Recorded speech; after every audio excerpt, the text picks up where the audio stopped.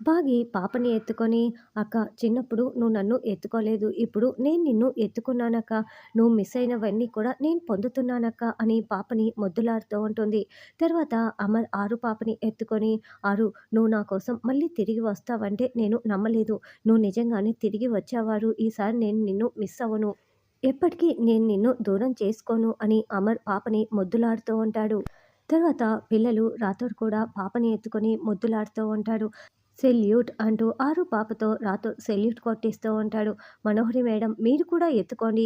ఎంతైనా అరుంధతి మేడం మీరు ఇద్దరు ప్రాణ స్నేహితురాలు కదా! ఇదిగోండి, ఇదిగోండి ఎత్తుకోండి అంటూ రాథోడ్ ఇవ్వటంతో మనోహరి ముఖం చిట్లించుకుంటూనే ఆరు పాపని ఎత్తుకొని ముద్దులాడుతూ ఉంటుంది. అయితే పైకి ఎగురవేస్తూ ఉంటే అప్పుడే ఆరు పాప కాస్త కాలుతో మనోహరి ముఖాన్ని కొడుతూ ఉంటుంది. దాంతో అందరూ నవ్వుతూ ఉంటారు. అప్పుడే మా అరుంధతితో ఈ మనోహరికి కాలి దెబ్బలు మొదలయ్యాయి. ముందు ముందు చెప్పు దెబ్బలు కూడా తింటుంది అని రామూర్తి మనసులో చాలా సంతోషంగా చూస్తూ ఉంటాడు. బాబు మా బుజ్జి అరుంధతికి 6 నెలలు వచ్చేసాయి కదా! కాబట్టి రేపు అన్నప్రాసన చేద్దాం బాబు అని రామూర్తి అనడంతో, అలాగే మావయ్య రాథోడ్ ఆ కార్యక్రమాలు చూడు అని అమర్ చెప్తాడు. రాథోడ్ ఎంతసేపు డెకరేషన్ చేసేది కానివ్వు రాథోడ్ ఇంత లేటా అని పిల్లలు తొందర పెడుతూ ఉంటే, నా పని పూర్తయింది కానీ మీరు మిగతా పనులు చూడండి అని రాథోడ్ అంటాడు. పిల్లలు వెళ్ళిన తర్వాత రామ్మూర్తి అక్కడికి వచ్చి, ఏమయ్యా రాథోడ్ ఎంతసేపయ్యా ముత్తైదువులు కూడా వచ్చే సమయం అయిందని రామ్మూర్తి అంటే, సార్ ఇంట్లో శనిదేవతను పెట్టుకొని ఎంతమంది ముత్తైదువులు వస్తే ఏం లాభం సార్ అని రాథోడ్ అంటే, శనిదేవతనా ఎవరి గురించి మాట్లాడుతున్నావు అని రామ్మూర్తి అంటాడు. ఇంకెవరు నేను ఆ మనోహరి గురించే మాట్లాడుతున్నాను సార్. మిస్సమ్మకి బిడ్డ పుట్టిన దగ్గర నుంచి ఆ మనోహరి కన్నింగ్ చూపులు, ఆ క్రూయల్ చూపులు అన్నీ కూడా డిఫరెంట్‌గా ఉన్నాయి సార్.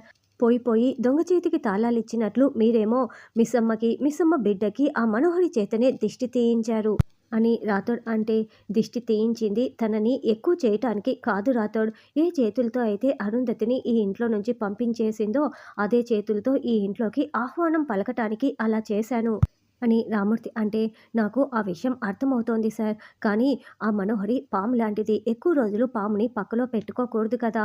ముందు ఆ మనోహరి గురించి సార్‌కి నిజం చెప్పేసి ఇంట్లో నుంచి పంపించేసేయండి.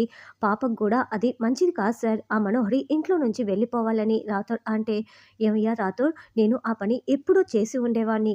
కానీ చెప్పొద్దంటూ బాగి నా దగ్గర మాట తీసుకుందయ్యా అని రామూర్తి అంటే, మాట లేదు ఏమీ లేదు పక్కన పెట్టేయండి సార్. ఆ మనోహరి ఉండకూడదు పంపించేద్దాము అని రాథోడ్ అంటే, కానీ నా కూతురు బాగీకిచ్చిన మాట తప్పలేను కదయ్యా అని రామూర్తి అంటాడు.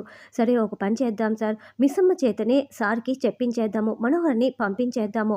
ఒకవేళ మిస్సమ్మ వినిందా సరే, లేకపోతే మనమిద్దరం కలిసి చెప్పి ఆ మనోహర్‌ని పంపించేద్దామని రాథోడ్ అనడంతో, అలాగే ఈరోజు ఫంక్షన్ పూర్తవని ఆ మనోహరి ఇంట్లో ఒక్క నిమిషం కూడా ఉండదు. బయటికి వెళ్ళిపోతుందని అల్లుడు గారి చేత గెంటిచ్చేద్దామని రామూర్తి అంటుంటే, అప్పుడే చెంబ ఇదంతా వినేసి ఈ విషయం వెంటనే మనోహరికి చెప్పాలని అనుకుంటూ ఉంటుంది.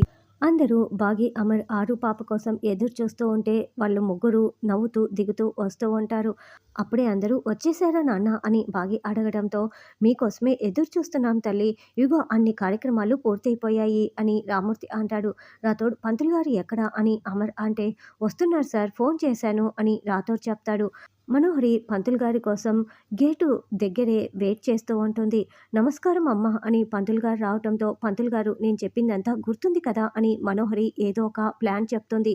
సరేనమ్మా నువ్వు చెప్పినట్లే చేస్తాను అని పంతులు గారు అనడంతో, పని పూర్తయిపోయిన తర్వాత మీకు పేమెంట్ చేస్తాను. వెళ్ళండి వెళ్ళండి లోపలికి వెళ్ళండి అని మనోహరి చెప్తుంటే, మనోహరి మనోహరి అంటూ చెంప పరుగులు పెడుతూ అక్కడికి వస్తుంది.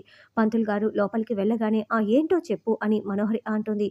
ఆ రామూర్తి రాథోడ్ నిన్ను ఫంక్షన్ పూర్తవగానే ఇంట్లో నుంచి పంపించేయడానికి ప్లాన్ చేశారు అని చెంబ అంటే, వాళ్ళు ప్లాన్ చేయడంలోనే ఉన్నారు. నేను ఆల్రెడీ ప్లాన్‌ని అమలు చేస్తున్నాను అని మనోహరి అంటుంది. ఏం చేస్తున్నావు నాకేం అర్థం కావటం లేదని చెంబ అంటే, ఫంక్షన్ పూర్తవగానే బాగి బిడ్డ ఇద్దరు ఇంట్లో నుంచి వెళ్ళిపోతారు. ఇది నేను ఎప్పటినుంచో కలగంటున్నాను. నేను అమర్‌ని పెళ్లి చేసుకోవాలనుకుంటే అమరేమో అరుంధతిని పెళ్లి చేసుకున్నాడు. తర్వాత ఆరుని చంపేసి నేను అమర్ ఇంట్లో అడుగుపెట్టాను. కానీ అమరేమో మళ్ళీ బాగీని పెళ్లి చేసుకున్నాడు. వాళ్ళిద్దరిని దూరం చేయాలనుకున్నాను. కానీ ఒక్కటైపోయారు. తర్వాత కడుపు కూడా తెచ్చుకుంది. బిడ్డని పిండంగా ఉన్నప్పుడే చంపాలనుకున్నాను. అది కూడా జరగలేదు. నేను ఓడిపోయాను చెంబ ఓడిపోయాను. ఎన్నిసార్లు నేనిలా ఓడిపోతూ ఉండాలి. ఓడిపోయి నాకు విసుగొచ్చేసింది. అందుకే ఈసారి నేను అద్భుతమైన ప్లాన్ చేశాను. అది సెంటిమెంట్‌తో కొట్టనున్నాను అని మనోహరి చెప్తుంది. సెంటిమెంట్‌తో కొడుతున్నావా? కనీసం ఈసారైనా నీ ప్లాను అమలవుతుందా? గెలుస్తావా? అని చెంబ అంటే సెంటిమెంట్‌కు పడిపోని మనిషి అంటూ ఎవరు కూడా ఈ లోకంలో ఉండరు చెంబ. అందులో బాగి సెంటిమెంట్ ఫూల్. తప్పకుండా నా ఉచ్చులో పడిపోతుంది. నేనే గెలుస్తాను. చచ్చి బతికిన బిడ్డ ఆ అరుంధతి. దానివల్ల మనకు చావొస్తుందని చెప్పావు కదా! ఆ చావునే నేను గడప దాటించబోతున్నాను.